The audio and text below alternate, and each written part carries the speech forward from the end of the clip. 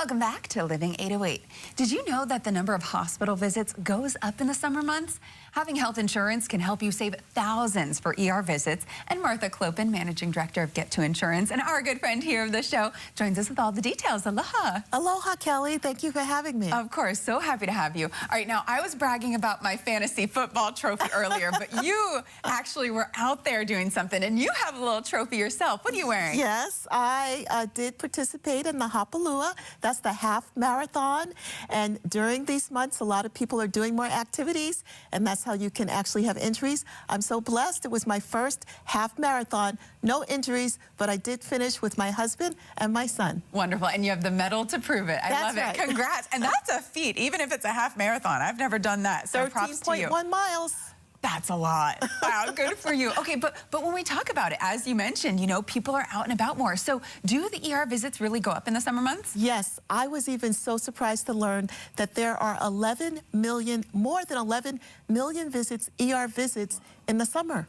Wow, that's a lot. And so why, I assume it's because people are more out and about, but why during the summer especially? Exactly. You have a lot of folks who are outdoors more often, and you have a lot of children who are now unsupervised. They're not in that classroom setting. Maybe they're out playing, you know, stickball with their friends, or softball, or skateboarding, or things like that. So you have more outdoor activities. But I was surprised that even adults are often painting, standing on ladders, doing things they don't normally do, and this is one of the reasons for the increase in ER visits. So staying insured is important. Okay, and let's talk about the cost difference. You know, everyone hopes that they don't have to visit the hospital or have to go to the ER, but these things aren't planned, right? Most of the things are accidents, and that's how they happen.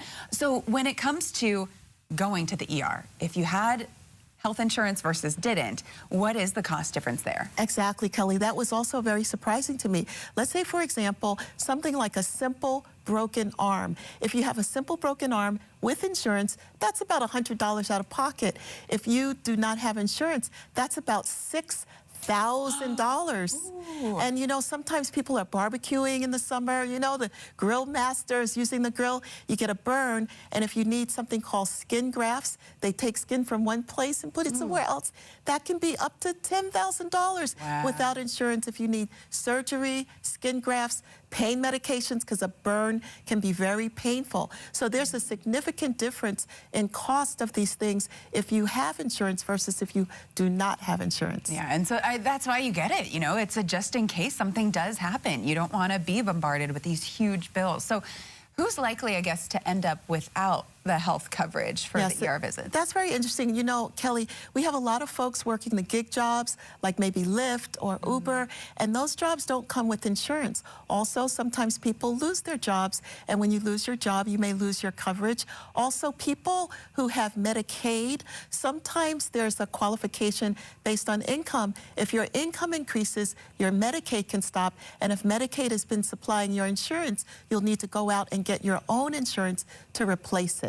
Okay, good to know. And so that's something that's important to do. So for those that do need to get insurance or replace when they do a switch, you know, it's pretty easy to enroll, as you've told us many times before. What should they be doing? Yes, there's a site called healthcare.gov. That's the government site that actually subsidizes your health insurance coverage. So people could get covered for a very small amount of money, but a lot of people don't know it because it's a website, and not everybody is comfortable with websites. Right. So that's why Get to Insurance is one of the things that we do as a community service. We'll help people, walk them through, explain it, and we also take training every year with the Centers for Medicare and Medicaid, so we can be a person that's considered local help. Yes, and they have great local help. You can visit their website, gettoinsurance.com, or of course you can call the number on the screen right there, 808-230-3379.